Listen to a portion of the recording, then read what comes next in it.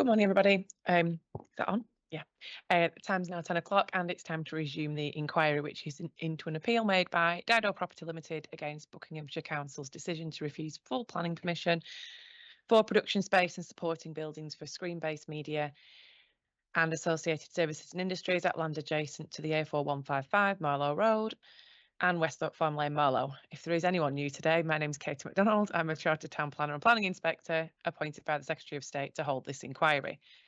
This is day number 14. Usual reminders, mobile phones, other electronic devices switch to silent. We'll adjourn around 1 p.m. for lunch, suitable mid-morning and mid-afternoon comfort breaks. No fire drills are planned, so if you do hear an alarm, assume it is real. Exit via the fire exit at the back of the room, down the stairs, and the assembly point is by the riverside. Toilets are down that corridor over there, and its accessible toilet is behind me. Up to yet, I have heard opening statements from the main parties, comments from interested parties, evidence from the appellant's master planner and scheme designer. I've heard evidence from the landscape witnesses, evidence from the Rule 6 parties. There's been a roundtable session on noise, ecology, and a preliminary roundtable session on the planning conditions and obligations. I've heard all the need evidence. I've heard from the appellant's economic benefits witness, and I've heard highways evidence from the council and evidence in chief from the appellant's highways witness. Today we'll hear the appellant's highways cross-examination, and I'll start to hear the council's planning evidence as well this afternoon.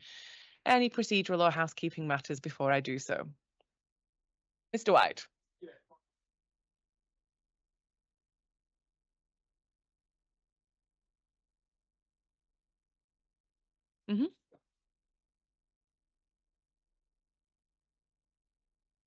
Session.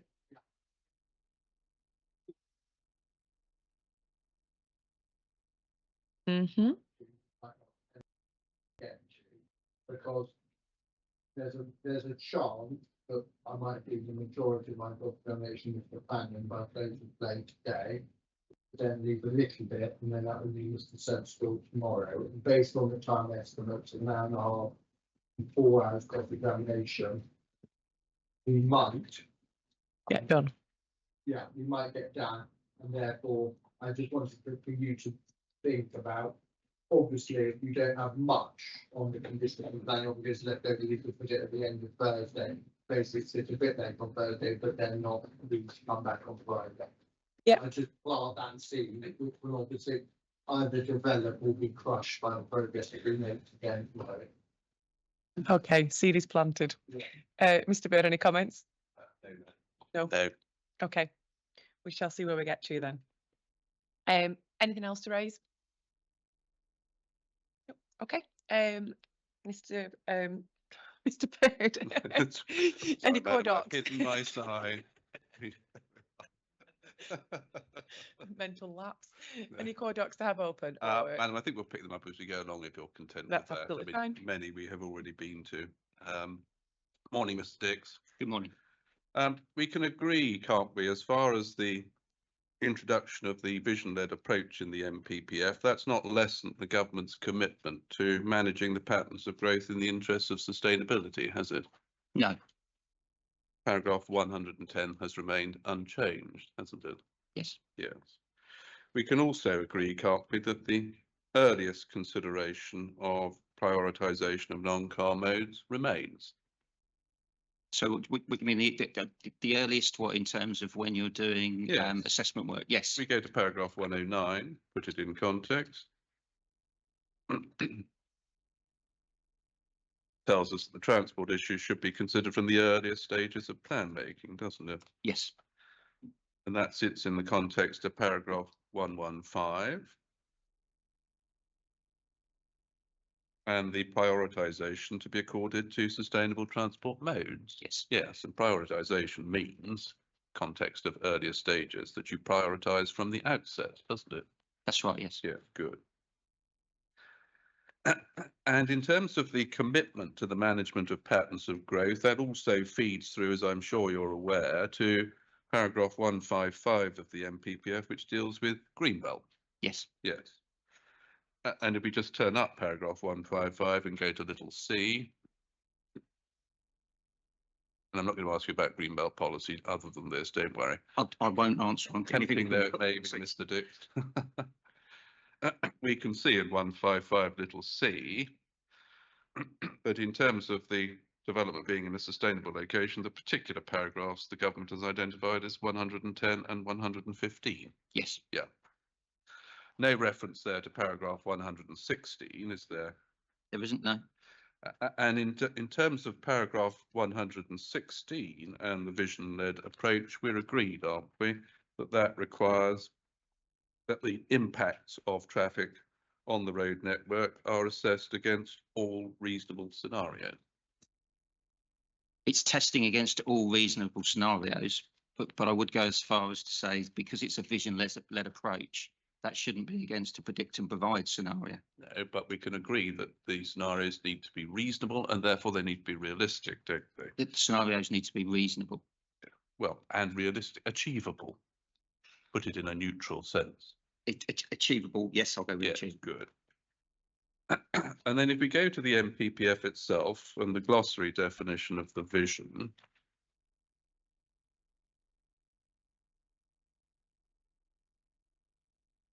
page 80 of the, sorry, it isn't page, it's page 80 of my hard copy. I haven't got the PDF version.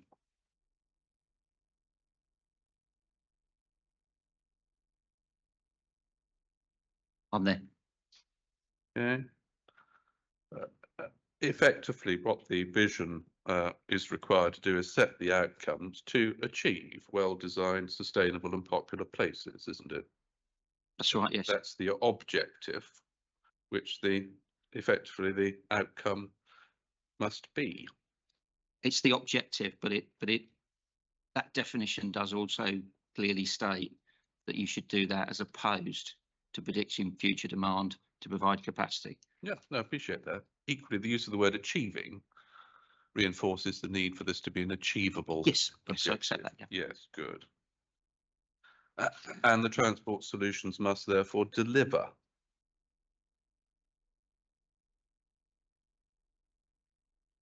Well, they've got, so when you say they've got to deliver. Yes, They've on got the to- outcome. Yes, they've got to deliver the vision. Yes, good. Yes. And the vision in this context, and the context here, doesn't just relate to the site design, does it? It involves the vision for the relevant context, including the highways, the A404 and the A4155. That's correct, yes. Yes, that's all about placemaking, isn't it? Well, it's about placemaking, but it's also about highway capacity and the assessment, isn't it? In terms of, because clearly vision-led approach is in terms of how you assess impacts as well. Yes. Equally, the point you made yesterday in your evidence in chief is that the highways have to work given the particular use for which the development will be put. Yes. Because as we've heard from others, there's a need for people to be able to arrive on time, isn't there? Yes, the highways have to work. I'm not sure, and I don't think we will need to get a debate of what we mean by highways working. No. I'm but putting yes. it at a very crude level. That's Mr. fine, Dix. yes, at a crude level, yes. Yeah, okay.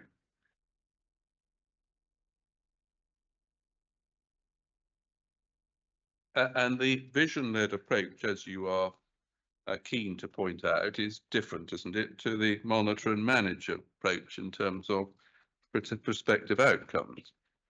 That's correct, yes. Yeah. And government expectation is that the vision-led approach would deliver, as it were, improved position over and above the monitor and manage, and certainly over predict and provide. That's correct, Yeah. yes. Now, insofar as this case is concerned, there's no dispute that in terms of the approach taken, it is vision-led. But just so that we can agree what the vision is, what is it? What is the vision which you identify here?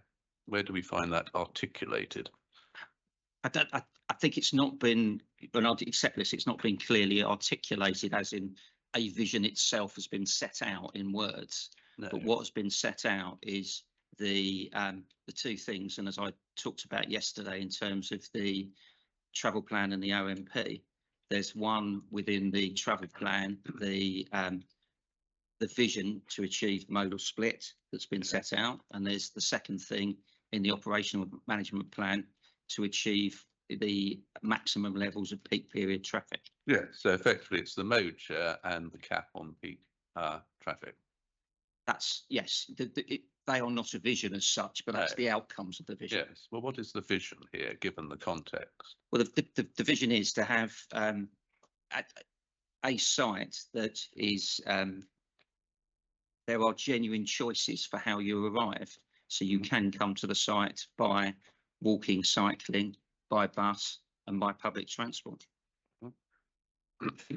And presumably it includes the relief of the safety issue on the A404 as part of the vision. The safety issue on the 404 is something that would happen irrespective, and in designing an improvement to the A404, the interchange, of course you take into account safety as well as capacity. What's the vision for the A4155 in 2034? That's not for me to set a vision for the A4155. The vision that I'm setting is how you get to and from the development. The A4155 is a main distributor road that's a lot longer than the area we're talking about. Okay, just so we know what your vision is and its compass, that's helpful. Now, if we go to your proof, please, page 15.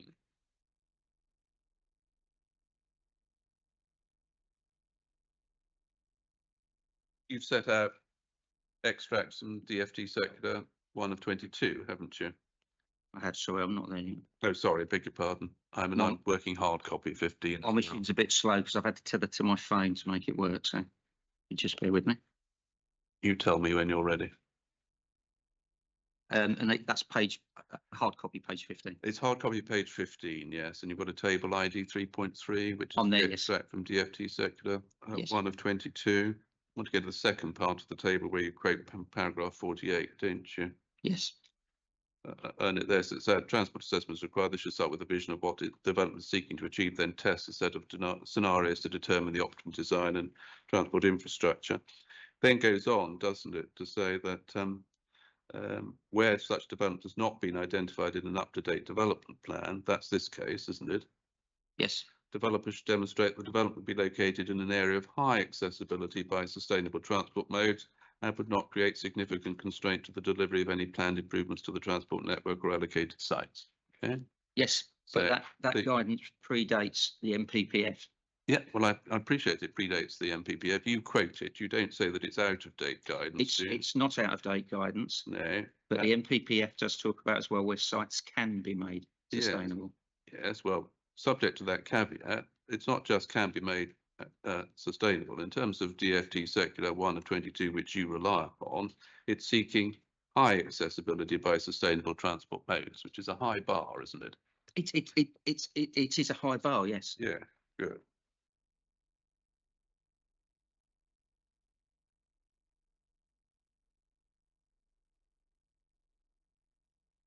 And the vision approach is not, is it simply about setting a target or a limit? We need to look at the likely consequences of the target and the limit. Yes. Good.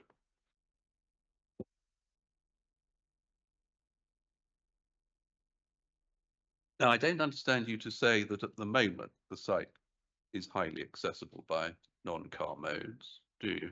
I'm not saying that, no. No. So it's your case that it can be made highly accessible by non-car modes. Yes. Right.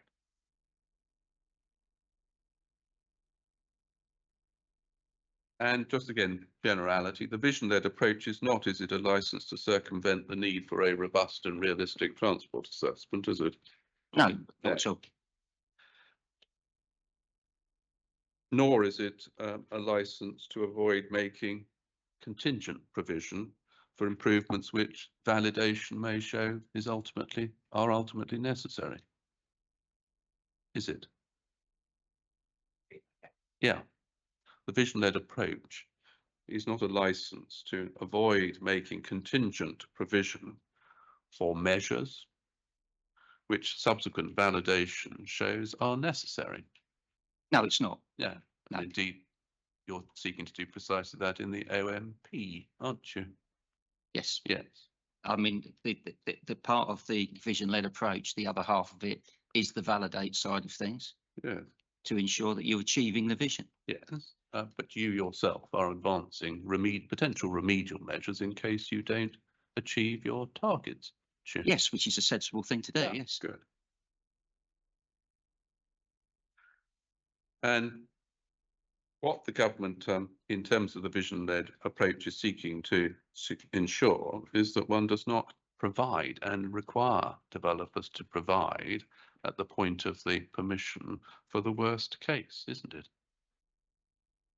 I don't think it's seeking to not provide for the worst case. I think it's seeking to look at the transport demand, and rather than to try and build your way out of it with highway infrastructure, that you look at the demand itself and how you can cater for that demand. Yes, absolutely good. And what the vision-based approach or vision-led approach will require in context of any given scheme is going to be informed by a variety of factors, isn't it? Firstly, the current accessibility of the site. One factor. Well, that's one factor, but that's Yeah. one quite minor factor, Right. because I'd say it's more important to look at whether the site can be made Yes, and that, sustainable. looking at that will take into account the type of the development proposed and who will use it and the nature of those users and how they will use it. Yes. Is it? Yeah. And I don't understand you don't express in your proof, and you didn't yesterday, any experience of having previously dealt with a film studio. Is that right? Well, no, because you did hear me say that I dealt directly with Wickham Film Studio with the subject council. to Wickham. Yes, yeah. so I have Okay. dealt with film So studios before. And was that active at the time? It wasn't active at the time, no. Thank you.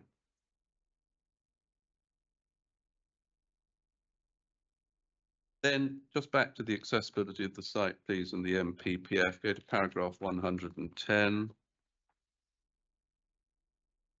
Just so I'm clear what your position is.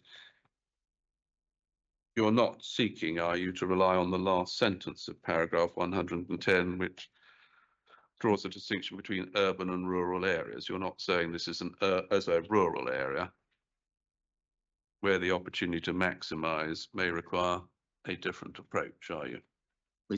Just let me get there. Yeah. Sorry. That's right. Sorry, it's my machine that's slow. Then Not going too fast. you guide me as to where you are, where you've got.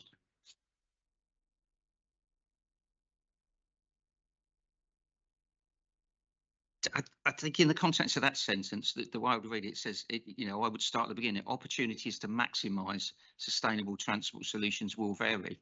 Well, they will vary on a site-to-site basis, but it's taking those opportunities to maximise them.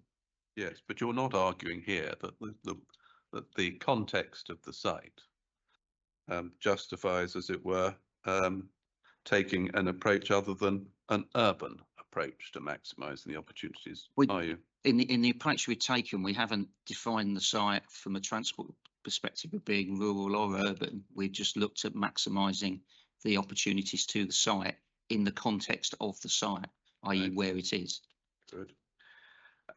And as far as that is concerned, no sensible dispute between us is there that the A404 presently presents a very significant physical barrier between Marlow and the site in terms of non-car modes. I'd accept it's a barrier. Right. I wouldn't accept necessarily it's significant, because there's a debate on what is significant, but it is there. It is a dual carriageway road, but you have already got crossings of it. Yeah. So it is a barrier, but it's the question is, to what degree is it a barrier? Yeah. Right. Ultimately, the inspector's seen that could form a judgment. Yes. But you're saying that it's not a significant barrier, is that right? It's a barrier. I would Right. accept it's a barrier. Yeah. That's what I'm saying. And do you dispute that the Westport interchange is presently a challenging environment for pedestrians and cyclists? There are routes across Westhorpe interchange already there. There are challenges with them, but I would say to you, we've got on the northern side of the roundabout a route that's defined in the council's LC WIP as the inter-urban route for pedestrians and cyclists, and you've got a route across the southern side. I'm not saying there aren't constraints on those routes, but the routes are there. Would you go please to CD 105T?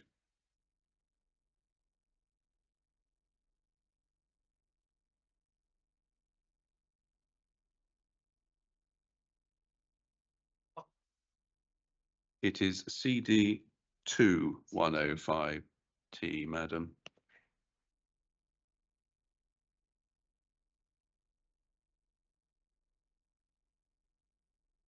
Which should be the walking, cycling and horse riding assessment report, which is Appendix L to the second supplementary transport assessment.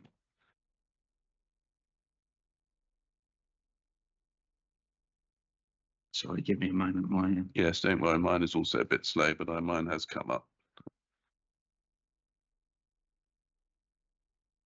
I've got the blue circle of death at the moment, so.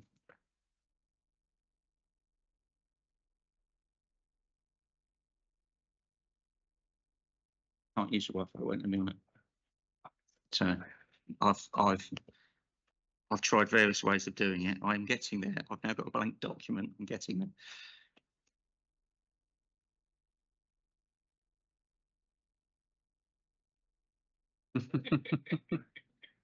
Let's say you're not on the international carriers.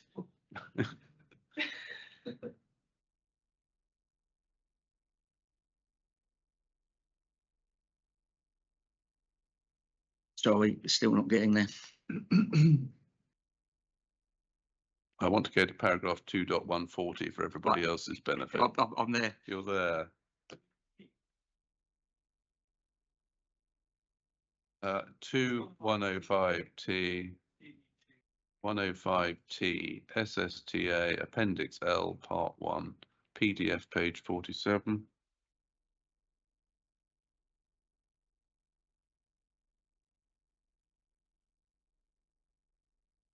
And just beneath the photograph was a paragraph 2.140.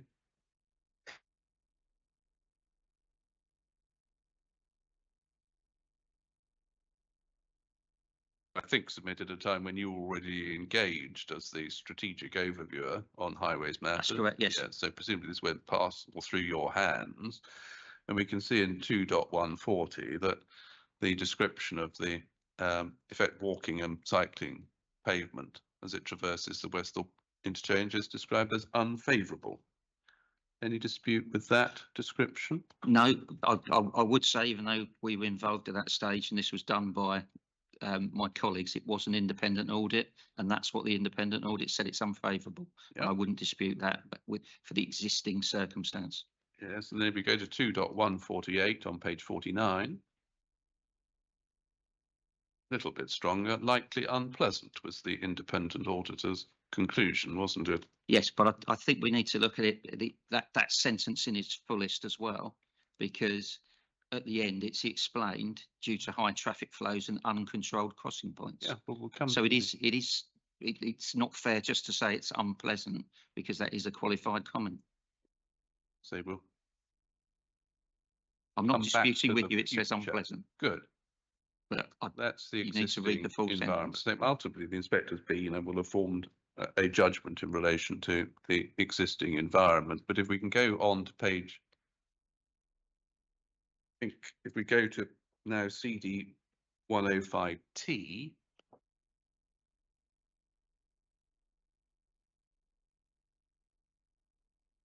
(105T), so it's appendix. That's the Sorry, sorry, beg that's your it. pardon.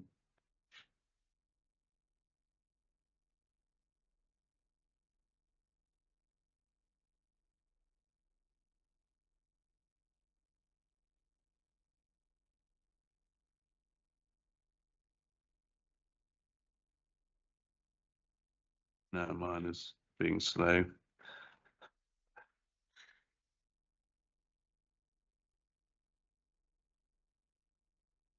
If we go to page 8 of 105T. So I've got to reopen it now. Oh, sorry. It's turning into an unfortunate competition of whose laptop's the slowest.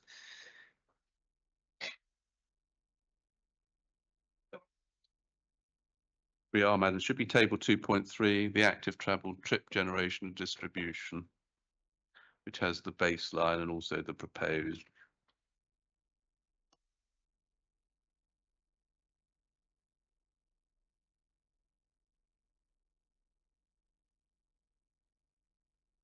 You know, it's coming. It's just because it's such a big document. It's so slow. Right, PDF 11. 11. I'm just getting there now. Oh, yes, got it. In terms of the Westhorpe junction in the AM and PM peak, usage is very low, isn't it, presently? Yes. And even across the day, again, only 38. Yes. And we can see that in terms of the proposed, you are assuming that the daily usage would achieve some 488. That was, I think, yes, I'm not disputing that, but I think that was in one of the options that I went through in evidence in chief when we were looking at, you know, there were two options that I put forward for how the modal shift Yeah. would be achieved, and that was shift, and that was the first one. Yes. Yes. Okay. So this is your option one in terms of the mode share. Yeah. And so you're assuming 488 would use that and 238 would use the Volvo footbridge, for example. Yes. Yeah. Okay. And as far as the Volvo footbridge is concerned, that presently enables some to cross the A404, but plainly facilitating at the moment a recreational function, isn't it?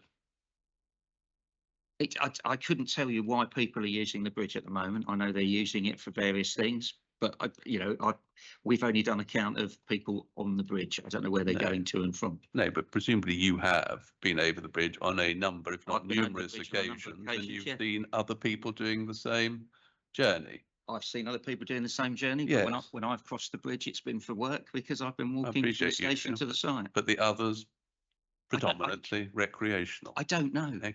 You know, I have not stopped people and asked them.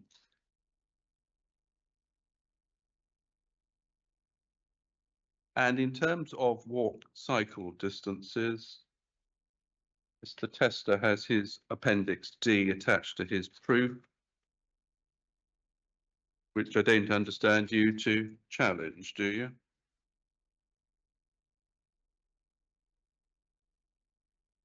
In terms of the walk and cycling distance calculations to local facilities, northern boundary of the site, centre of the site, and southern boundary of the site. Let me get there, I'll confirm that or not. Beg pardon? I said, if you let me get there, I Right. need, as you've taken me to the document.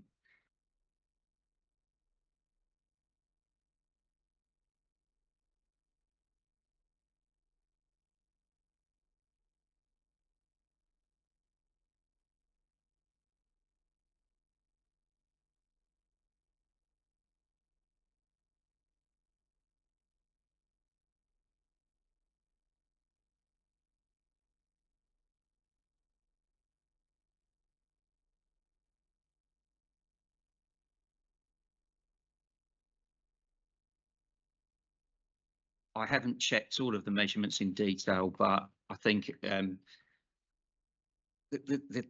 way I would phrase it, I think in my evidence, I've put in the walk and cycle isochrones and things like that, and I'm not going to dispute the distances that put in here and the times.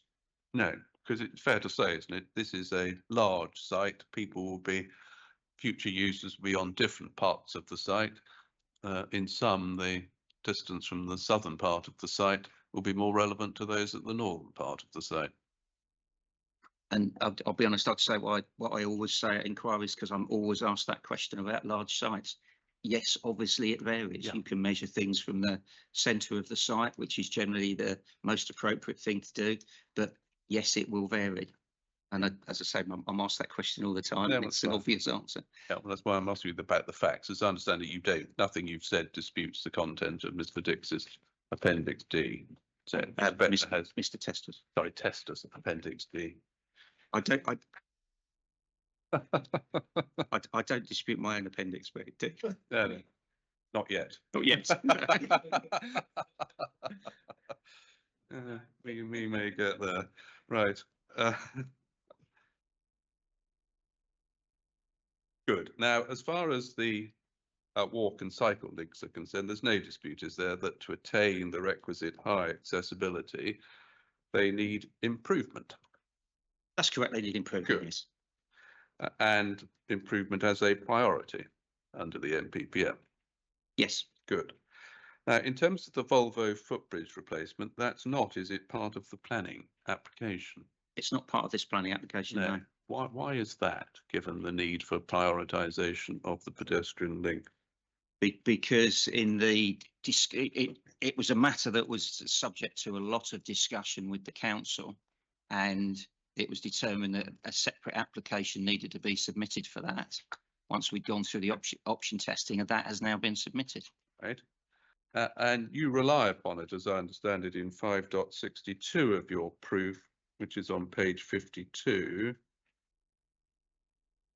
as contributing towards your mode shift target and your vision, don't you? Yes, it provides another improved way to cross the A404. Yes, and without it, cyclists and many pedestrians will be restricted, or would be restricted, just to the one route, which is via the Westport interchange. Well, cyclists would be, obviously pedestrians, those that use the Volvo footbridge as existing still could. It would still be a second facility, but it wouldn't be of the quality that's being proposed. Well, some pedestrians could still use it, but those with any mobility impairment would struggle, wouldn't they? Correct. Yeah.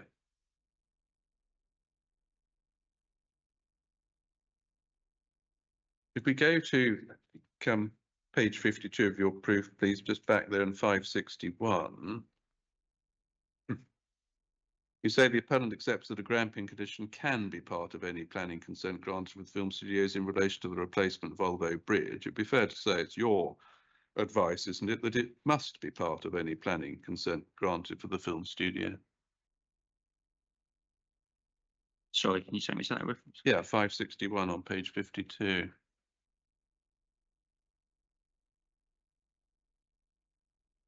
Yes, part of achieving the vision is the improvements that we've outlined that for pedestrian cyclists that don't just focus on Westthorpe interchange and Volvo footbridge, because there are other things that we're proposing to do as well as part of a wider package. Yeah, it's part of a wider package, but the Volvo footbridge It's part of is that part package. of that and must be secured by a condition, mustn't it?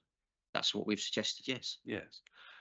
And it needs to be in place at a time in the development when it's going to assist in achieving the vision. That's correct. Yes. Good.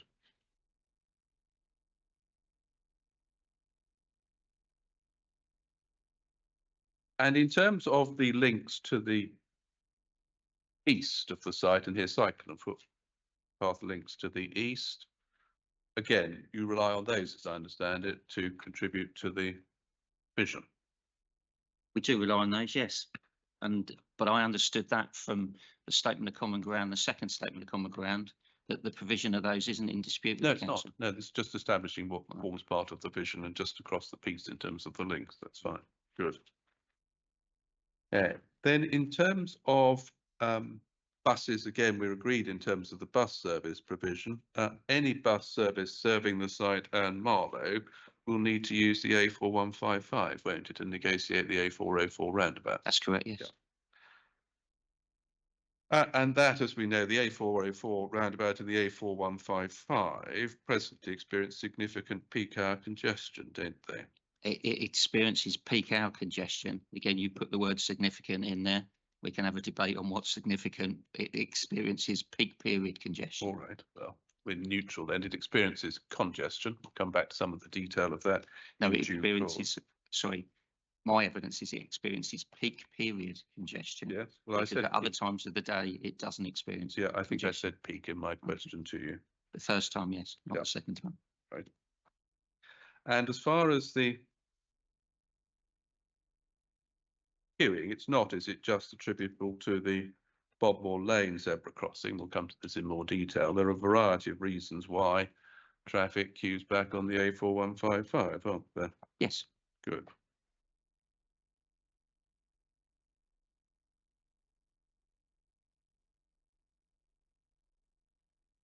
Good. Then, as far as mode share is concerned, we could just touch on that, please. We could go first to the framework travel plan, which should be CD2 105X.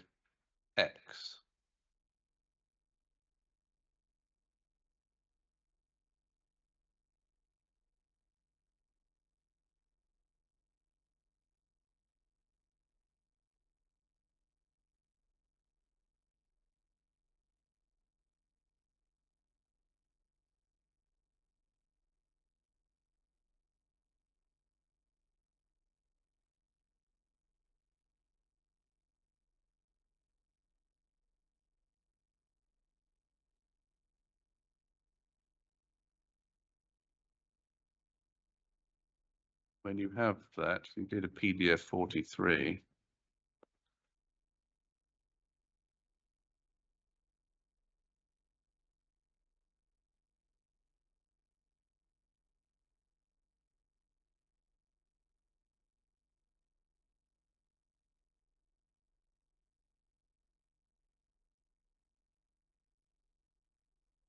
Yes.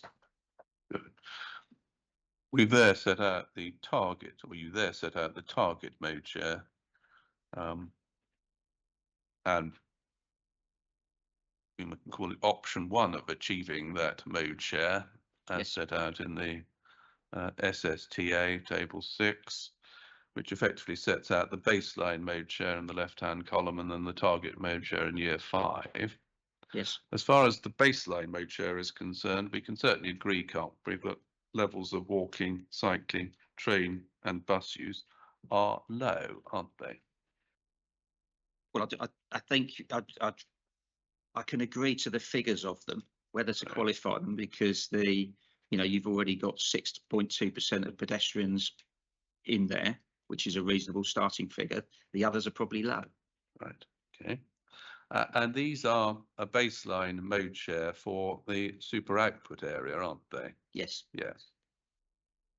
But as I understood it, they're not in dispute No, they're being not. representative. No, not suggesting there's anything in relation to that. That's what they are. And in terms of the film studio use, it's been agreed that the 84.2% is a reasonable starting baseline mode share. Yes, if you did nothing, you didn't even have a travel plan or anything, 84.2% is the starting point. Okay. Now, as far as the workforce is concerned here, it's a specialist workforce, isn't it? We've heard the evidence in relation to that from the other witnesses. Yes. And save for employed studio employees, it's principally freelance and self-employed. Yes. That's my understanding. Yes. Yeah. And we heard from Mrs. Evans that of the direct employees, only up to 400 of those would be Buckinghamshire residents. Were you here for that? Or did you observe? You heard. Good. And 63% of whom, as we heard from Ms. Waite, live over 45 minutes from Marlow Film Studio. Yes? Yes, I heard all that, yes. And were you here for Mr. Davis's evidence? I wasn't, no. No, and he said they all drive, and hence the need for more car parking than a typical industrial estate. That I don't accept. Right.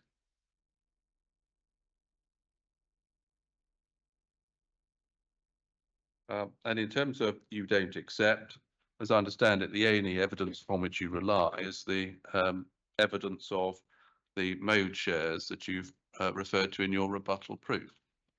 It's not just obviously some thought went into coming up with those modal shift figures. I know they are just numbers on a page, but there is thought behind them. And we provided quite a lot of evidence with the travel plan, which I believe applies whether you're a permanent employee, freelance, or however you are visiting the site. The travel plans affect everybody going to and from a site. And when we're setting a vision, we need to set that for everybody.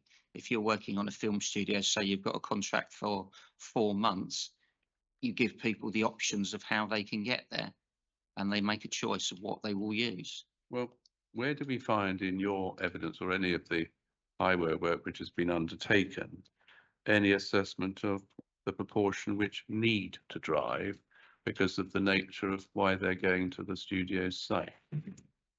We've never assessed the need to drive, Right. but even in the scenario we've assessed, we've still got 40% driving, Yeah. which is so I've got It's that wrong. 60%. I've got driving, that wrong. I think, 60% driving. I thought that's not a lot. We've got 60% driving, Yeah. which is quite a high proportion still. So we're accounting for a lot of people still driving to and from the site. Yes, but what I'm asking is what it's based on. So there's been no analysis of what proportion of those going to the site need to drive because, for example, they're bringing equipment which they can't carry. Yes, we've had this. I've had this put to me before about people with equipment that they can't carry. Yes, there will be some people, but obviously in the wider consideration of the film studios, which goes beyond transport and beyond me, in proposing the level of car parking for the scale of the site, the master planning exercise that Mr. Pryor would have gone through, it's believed that sufficient parking is there to cater for the needs of the site. So why I may not have done that in a transport perspective, it's been done in the wider context. Yeah, well, I'm asking what has been done in terms of the transport context. We haven't done anything No. in terms of transport. Right, good, thank you. But we can agree, can't we, that in terms of the incentive not to drive or restrictions on the ability to do so, they need to be not only exemplary but exceptional for your target to work, don't they? No, they are part of the equation. There is part of the equation is making the provision to give people the genuine alternative, and part of it is restricting the ability to drive. So it's part of an overall package. You can't divorce one from the other. Well, forgive me. Which of the examples that you rely upon as a matter of fact show that a 60% single occupancy vehicle target has been achieved at a film studio's? There are no film studios examples in there that have achieved 60%. There are some with targets to achieve 60%. The closest that is achieved to 60% that's being achieved at the moment is Elstree Studios. We've heard the context of Elstree's studio. I know the context of Elstree Studios very well, and as I said yesterday, and I would say again, the fact that it's at the end of a high street isn't the relevant consideration. It shows what can be achieved if a site's highly accessible. Well, forgive me.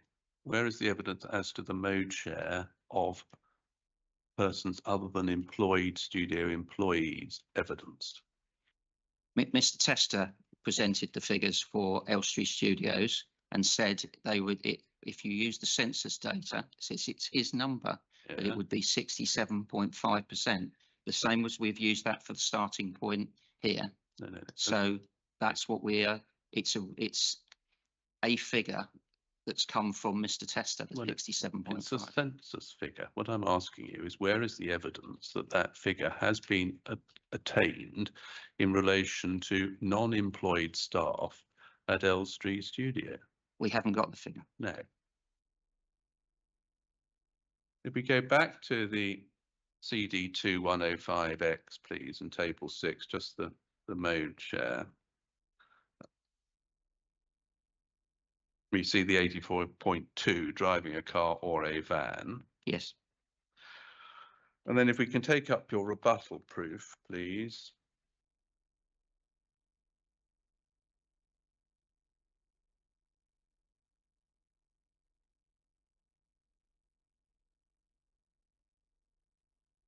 Page 422 onwards on page 22 is where I wanted to go.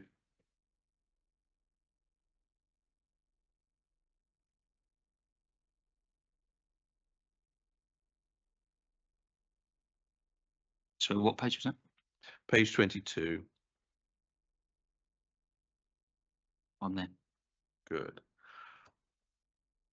And so in 423, effectively what you're pointing out is you need to achieve 24.2% on top of the current 15.8% of as a non-single occupancy vehicle trips, which is the sum of the baseline mode shares other than the driving a car or van in table 6, isn't it, of the supplementary transport assessment appendix T. That's correct. Good. But I didn't think there was any dispute about the 84.2%. And so that means if we've agreed trip generation and we've agreed that figure as the starting point, surely it is the difference that we're talking about. Yeah, I haven't. Don't be too sensitive, Mr. Dix. I'm Don't not be getting worried. sensitive. I'm not suggesting there's anything. No, I'm trying to Yes, understand. yes, no, I'm understanding your you're question. leaping Brian. ahead of me. Yes, and I'm not suggesting there's anything wrong Good. or inappropriate with the 84.2. I'm just actually want to go to what you say in your rebuttal, just to understand the workings is where I'm at. Okay, Good. so just understand the sums. So what you're saying at 423 is in the AM peak, to achieve the 60/40, you need to achieve 380 car trips and 254 non-car trips. Yes. Yeah, good. And in 424, you're making the point that in terms of the AM peak, you need to achieve a transfer of 154 non-car to achieve the target. Yes. Yes. And that then feeds into the tables in IDR 4.1 and 4.2. Yes. Good. And in terms of the car passenger column, just so I can understand what you've done here, this is what effectively you're calling your option 2, isn't it? In terms of the, effectively you're not relying upon train, cycle and walk to the extent that you do under option 1, which is the table 6 mode share. Yes. Option 1 didn't have any change in the car passenger. So option 2 does, which then reduces the need for the moves on, the movement on other modes. Yes, and you've there got 93 trips in example 2. Yep. At 14.7%, haven't you? Yes. Good. Now, as far as that 93 figure is concerned, that assumes, as I understand it, that 93 of the 634 people in paragraph 422 at the top of the page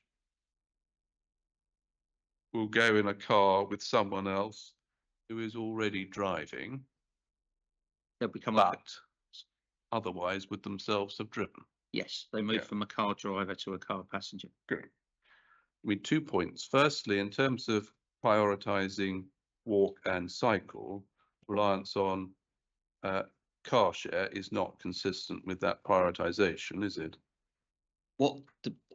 I think it is consistent because these tables weren't looking to say that car sharing is a higher priority. The purpose of these tables was to show that you can achieve the modal split that you need in different ways. Yeah. So it's not dismissing any of the other ways. It's No. just showing an alternative. Yeah. Well, It's not changing the approach that we're proposing for pedestrians and cyclists in the improvements we're doing.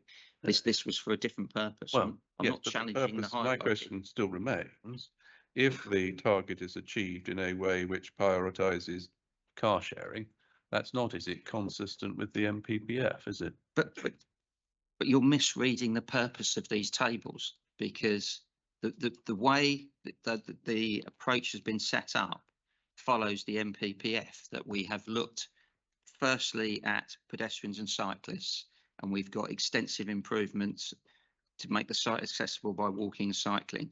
Then we've looked at public transport.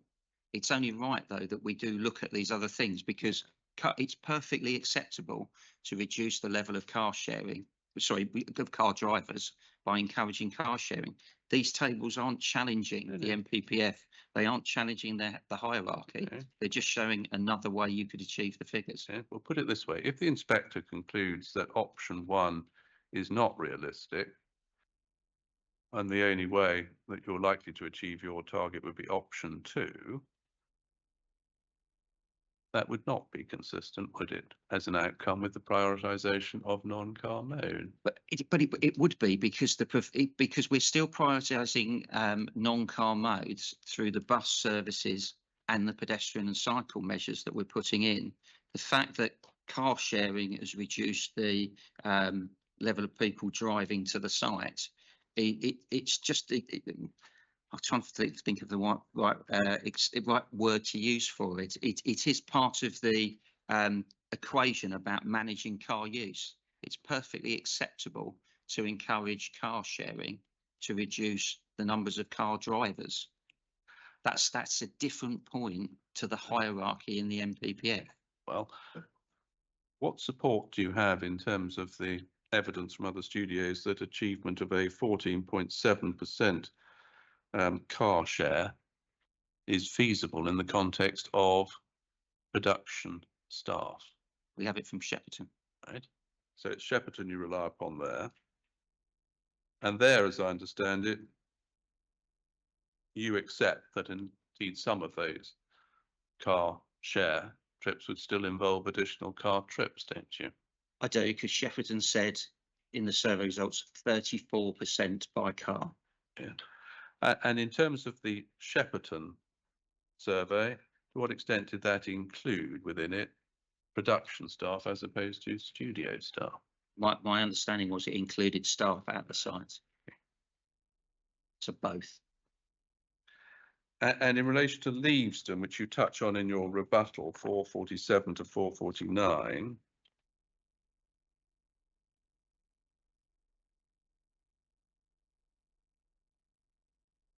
you refer there to a monitoring report.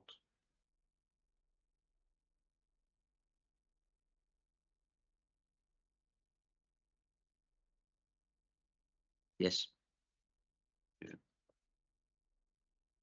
What does that monitoring report show in terms of those who were surveyed and the proportion who were production staff as opposed to employed studio staff? I didn't pick that out because I just took it. It'd been a survey of people working at the site. I don't know the proportion.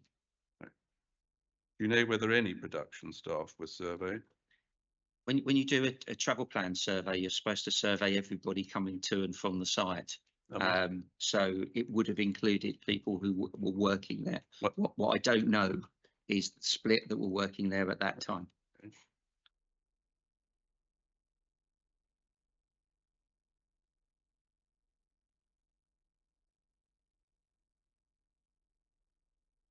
Then if we go to your proof page 25, 4.44, that's where you deal with the Shepperton example.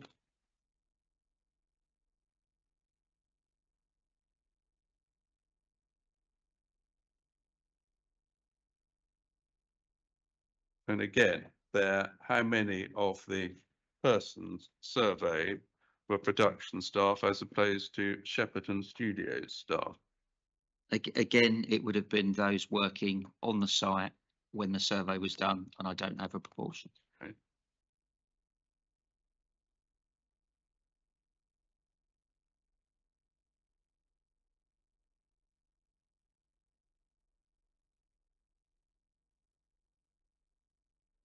So as far as the evidence as it sits before the inspector, there's no evidence, is there, that an operating film studio, even in a highly accessible location such as Elstree, has to date achieved a 60% single occupancy mode share, is there? No. There is evidence of targets that are being set around that level, but there's no evidence of that level being achieved.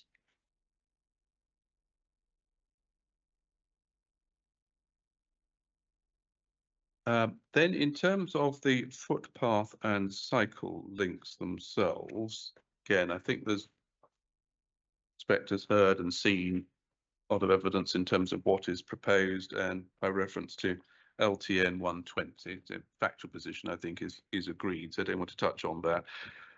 We can agree this much, can't we, that where the objective and here the vision is to optimize use of walk and cycle, which I think we're agreed should be the objective. Yes, Yes, we want to encourage as much walking and cycling as possible. yes. The more the design reflects LTN 120 and the core principles in LTN 120, the more likely it is the vision we achieved. I don't accept all of that statement, no, because I don't see the guidance in LTM 120 being the only driver that influences the perception of people walking and cycling along a route and then making a decision whether a route is 3.5 meters or 3.6 meters wide. That's not the decision they will make. Whether they can safely cross a road and things like that, far more influence on whether they will use that route. Well, in terms of optimization, the objective is to encourage as many people as possible It is, to use those modes, isn't it? yes. So the more the facilities enable that to happen, the more likely you are to achieve your target, aren't you? Which is correct. Yes. But and I didn't disagree with that. What I said was, I don't see the guidance in LTM 120 being the yes no check for that. That's not how the guidance works. The guidance gives you guidance on what you should try and achieve when you're designing a new cycle route. When we're working in areas where there are existing constraints, yes, we should have cognizance of that guidance and trying to achieve it where possible. Where we can't, we get as close to it as we can. But that's not what determines whether people will walk and cycle on a route. No, well, forgive me. And no, sorry, I haven't finished answering. No, so I thought you had. No, there are things like it's people's perceived safety. So as I said, can they cross the road safely if they are next to a high embankment? Is there a fence to protect them if they're cycling, that if they fall off, they don't fall down the embankment? There are other things like that that come into consideration. LTM 120 wasn't designed to be a cut-off in the way that you're suggesting that it will be used. Forgive me, LTN 120 does address the perception of safety, doesn't it? It does address It does address the perception of facilities safety. to govern safety at embankments, for example. It does, but Yeah. I still come back to the point that my view is, and I will be consistent in saying this, whether you meet the guidance on LTM 120 or not is not a factor that determines whether people will use a route or not. Okay. It's all about the levels of provision you've got and have you addressed the key constraints on that route being used. Yeah, we can agree. Firstly, it's best practice, LTN 120. Best practice, yes. Good. And we can agree that the core principles, the 5 core principles, are relevant, and the inspector should consider those when looking at the design which you've secured. I have no problem with that at all. Good. And ultimately, it'll be a matter of judgment, won't it? Yes. Good. We can certainly agree, can't we, in terms of the route from the site entrance, moving westward to Marlow as a pedestrian or cyclist. That will involve multiple crossings. Firstly, of the A4155, then obviously the slip road on the A404, and first slip road, then second slip road, and then potentially if you're crossing to the southern side of the A4155 west of the junction, again across the carriageway.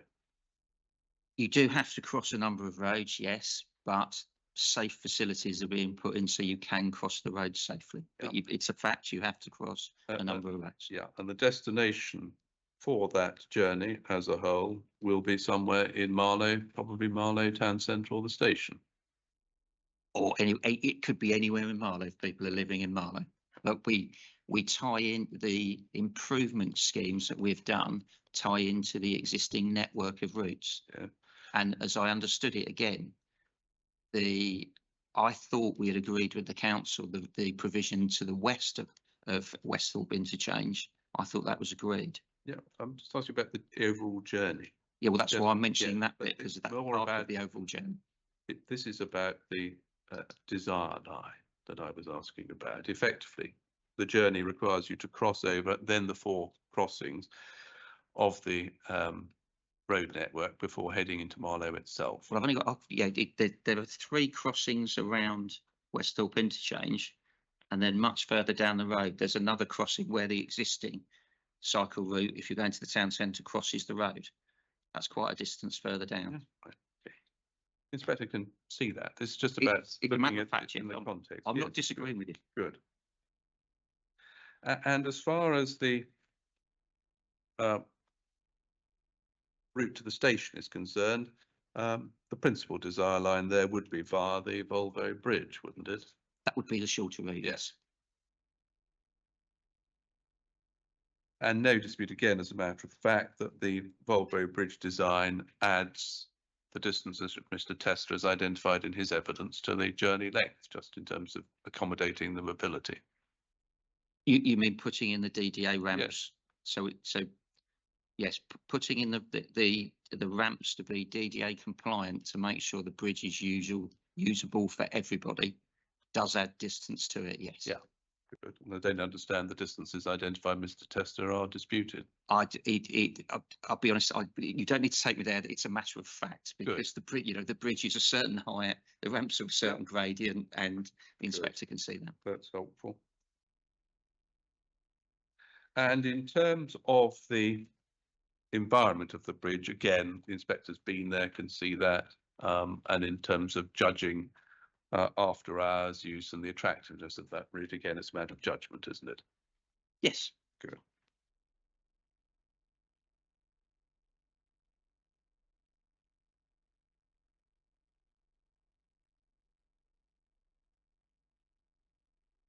Then just clarification, please. In terms of the OMP, we don't think need to turn it up to assist your machine, Mr. Dix. But as far as if you want me to, that might. no, I don't think it's. I don't think my question is necessary. It's CD 105Y if you need to turn it up. But in terms of the OMP, it's just in terms of the management of the car park and how that works in practice. When, for example, you have 4 different productions active on the site at any given point of time, how is the space prioritised? Well, each production, when they take a lease on the site, will be allocated a certain number of car parking spaces. Right. And then anybody who wants to use those car parking spaces essentially is booked in. So it will be very plain to anybody whether or not they've got a parking space.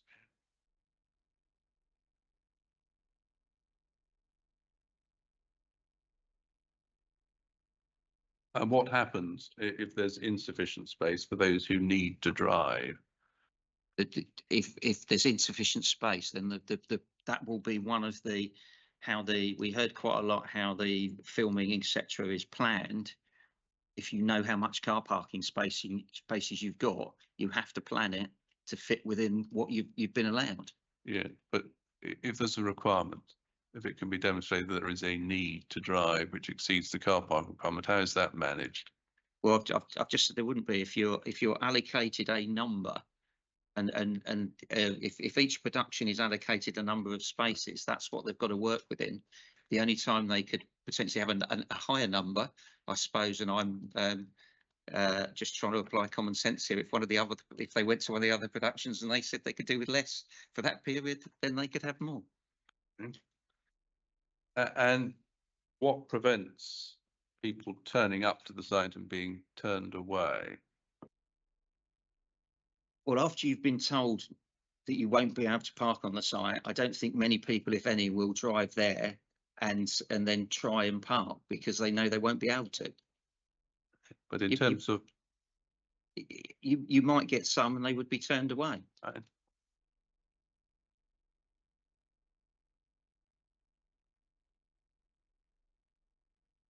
And in terms of the car share in relation to short-term freelance presence on the site, again, from your experience, do you have any experience of dealing with a workforce of that kind in the context of car share? It's in terms of car share. I don't. It's like any industry. People would know each other, and groups do move around together, and there are opportunities for people to car share. What I haven't got is any evidence to say to you what proportion that could be. But I don't see why it's any different than if a group of people are going to a site for say 3-4 months for production, that you can't match them in terms of if you know who's coming and where they're coming from, and try and encourage car sharing the same way that you would with any development. And do you know, as a matter of fact, whether the car parking space is charged for in terms of the production? I don't believe that it is charged for.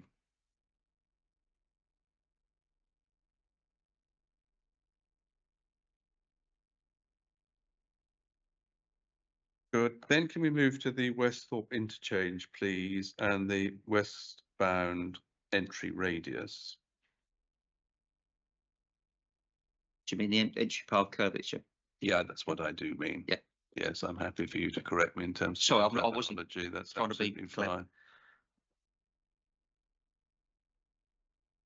Just so we know we're talking about the same thing. Yes. That's good. No dispute, is there, at the moment? It is below standard.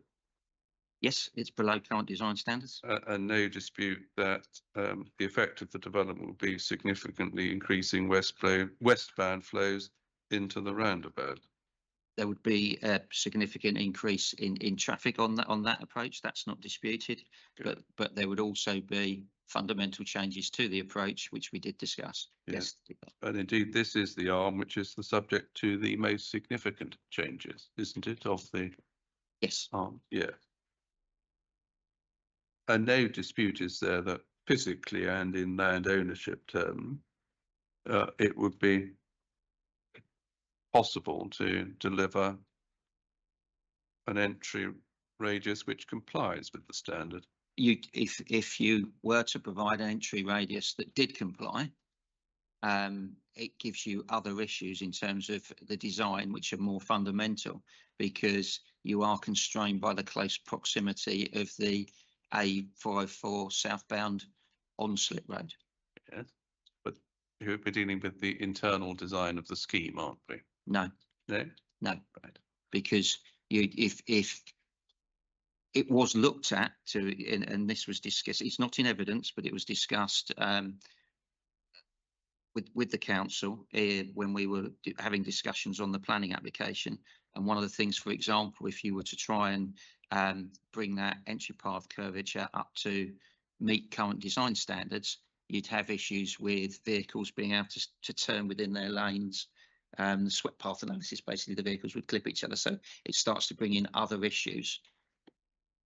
Yes, well, forgive me, were those other issues progressed further or considered further or not? They were considered further Right. at that time, and they were discussed with the council at that time. Right. And the council did not accept, did it?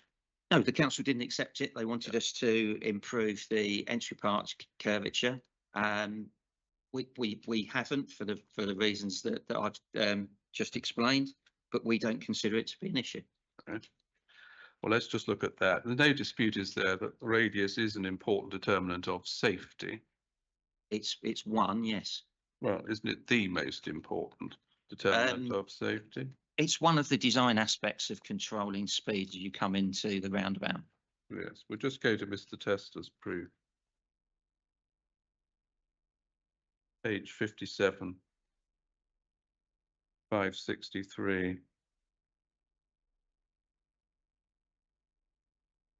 Which quotes from DMRB ZD 116, paragraph 3.21. It is the most important determinant of safety at roundabouts because it governs the speed of vehicles through the junction and whether drivers are likely to give way to circulating vehicles. Well, if that's a quote from the DMRB, I'm not going to dispute that. Right, good.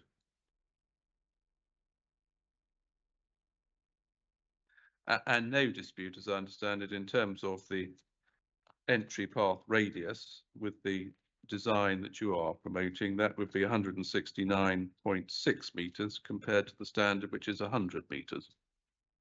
That's correct. Good.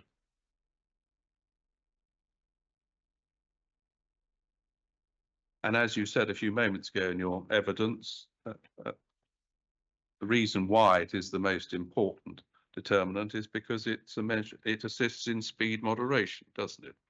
Yes.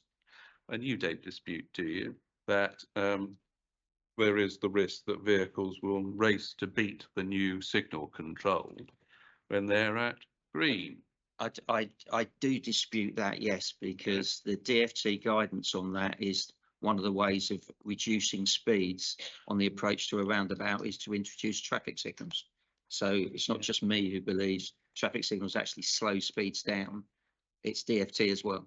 Yes, that doesn't really address the point, does it? There will be those who seek to beat the signal. I don't think that is a significant issue at all. We heard a lot of discussion with Mr. Tester in his, I call it discussion, cross-examination, I should say, with Mr. Tester about this, and I said it in evidence in chief, and I will say it again. I don't think that's a significant factor at all, and I think there's a big change in circumstances on the approach to that junction. That at the moment you drive along a fairly straight road that widens out as you come into a roundabout. In the future, you would be driving along the same road, if the film studios are granted consent, obviously. You would then encounter the site access roundabout first, which would slow you down. So you're already going slower. There's only a short distance between the two roundabouts. So you're not going to be going at excessive speeds. Again, I think there's clearly a difference of view. Inspector will form a judgment there. Can we agree this much, though? In terms of the A4155 westbound movement, that is the movement which is most likely to be held at red at the junction when signalised, isn't it, in order to free up the A404 slips? No, we can't. I'm not going to agree to that. We can't say that because the way the traffic signals will operate is far more complex than that. So to just throw at me and say that's going to be the approach where the lights are red the most, I'm not going to agree to that because the answer is no, because it will vary throughout the day. Well, it will vary throughout the day, but in terms of the peak hour, for example, that's most likely to be the case, isn't it? How do you free up the A404 slips unless you are constraining the A4155? It's one of the things you need to constrain because you also need to constrain the circulating traffic around the roundabout. I'm not going to agree to that point because it would not be appropriate for me to, because it's not a yes/no answer. Right. Who will have control of the lights? It would be a combination, and this, I'll be quite honest, I'm a little bit uncertain. It would be a combination of Buckinghamshire and National Highways. No, they would have to agree them. I can correct you on that. It'd be National Highways who control the lights, I'm told. There's my instructions. I will not. I'm not disputing that because I don't know the answer of who would control them. But even if it is National Highways controlling the lights, they will do it in conjunction with Buckinghamshire.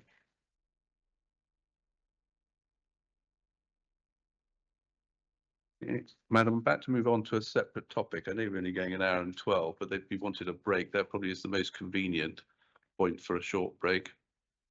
Sounds good. Come back at past. Is that okay with everybody? Okay. Adjourned until then, please. Again, don't speak to any members of your team. You can go make tea. I'll be going to make a brew as well. Okay, we're adjourned until then. Thank you.